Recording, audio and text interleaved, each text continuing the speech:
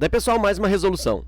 Paula comprou 2 potes de sorvete, ambos com a mesma quantidade de produto. Um dos potes continha quantidades iguais dos sabores chocolate, creme e morango, e o outro quantidades iguais dos sabores chocolate e baunilha. Na compra de Paula, a fração correspondente à quantidade de sorvete do sabor chocolate foi...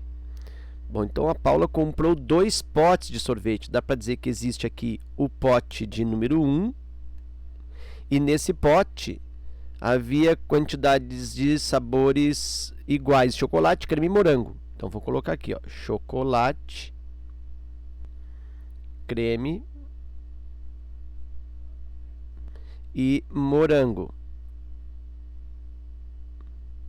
Bom, como as quantidades são iguais, logicamente que fica 1/3 para cada sabor. 1/3 de chocolate, 1/3 de creme e 1/3 de morango. No pote 2 também tem chocolate. No pote 2, ou no segundo pote, tem quantidades iguais de chocolate e baunilha. Então, de novo aqui no pote 2 tem chocolate e tem baunilha. Como são 2 sabores apenas, em quantidades iguais nesse segundo pote, eu tenho a metade de chocolate, no caso 1/2 de chocolate, e metade de baunilha, 1/2 de baunilha. E aí ele pede qual a fração correspondente à quantidade de sorvete, qual é a fração correspondente à quantidade de sorvete do sabor chocolate. Bom, então vou, por intuição, logicamente, realizar a soma dos chocolates. Eu tenho aqui, ó, chocolate no pote 1, chocolate no pote 2, eu tenho 1/3 mais 1/2. Então, chocolate eu tenho 1/3 mais 1/2. E isso resulta... Faço aqui mínimo múltiplo comum, né, denominadores diferentes. O mínimo múltiplo comum entre 3 e 2 é o 6. 6 divide por 3, 2. 2 multiplica por 1, 2. De novo aqui, divide por 2, né, divide embaixo. 6 divide por 2, 3. 3 multiplica por 1, 3 vezes 1, 13, e eu tenho 5/6. E aí, cuidado com esses 5/6 da alternativa D. Porque esse 5/6 ele foi obtido somando uma parte de um pote e mais uma outra parte de um outro pote. Então, a quantidade total comprada por Paula são 2 potes. Isso aqui é de um pote, isso aqui é de um outro pote. Então, esse 5/6 não é relativo à compra de um pote, é relativo à compra de 2 potes. Então, o que eu vou raciocinar? Eu vou raciocinar 5/6, que é o total de chocolate, em relação a 2 potes, ou seja, isso em relação a 2. Quer dizer, é uma fração relativa à quantidade de 2, é como se fosse fração de fração.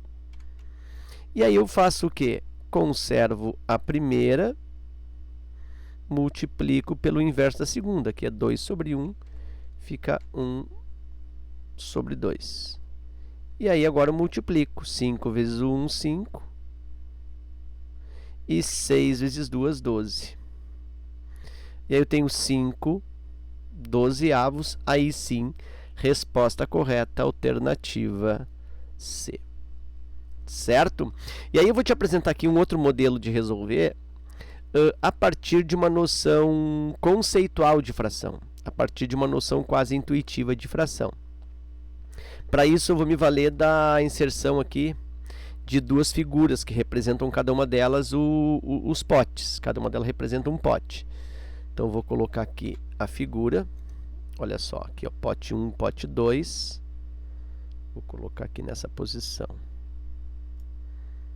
Deixa eu voltar aqui com um zoom aumentado. Deixa eu centralizar aqui. E aí eu tenho isso. Nota que cada pote eu dividi em 6 partes, tá? Em 6 posições, ou em 6 fatias aí. Eu poderia dividir em quantas eu quisesse, mas claro, eu dividi por 6, porque deixa o meu exercício mais confortável, que justamente é o mínimo múltiplo comum entre os denominadores. Então, é uma divisão comum para as duas frações de cada pote, ou para cada fração de cada pote.